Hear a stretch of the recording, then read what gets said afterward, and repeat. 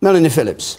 An ideological objection to spending more public money, that's quite a formulation. I mean, this country is in extraordinary difficulties because of its extraordinarily high level of debt. We have, as a country, lived far, far beyond our means for too long, and that's the essence of the problem. So to say that we should spend more is, on that basis, deeply irresponsible. Except that Vince Cable says interest rates are low, it's a good time to borrow. Well, quite honestly, if you read Vince Cable's article in the New Statesman, I mean, it's quite hard to see what actually he is saying, because it's a little bit opaque. And he doesn't actually say we should be borrowing more. At the end of it, he says this is a very difficult decision, and there are many arguments on both sides.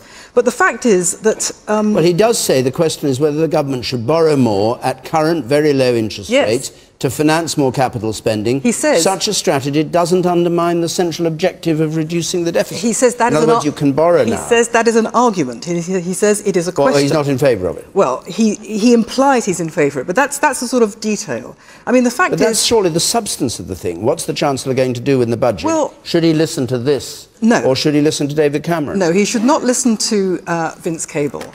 But on the other hand, I don't think that the government has done what it should be doing. It's talked up, cuts, as if we are living in an age of tremendous austerity. In fact, all it's cut is the projected rate of increase in spending. It hasn't actually cut spending. And at the same time, we have this problem with growth. This is a very complex matter, spending, growth, and so on. I think, personally, you need to encourage people to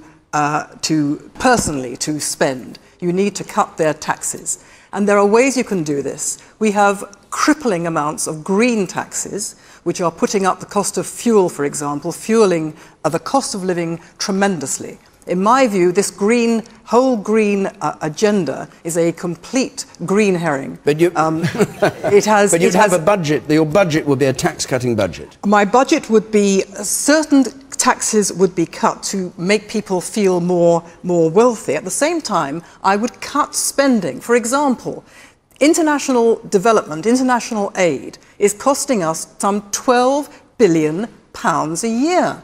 We are spending more on international aid than we are on the police. And you'd cancel that, would you? I would close down the Department for International Aid. All right. Man there. You, sir. It's all very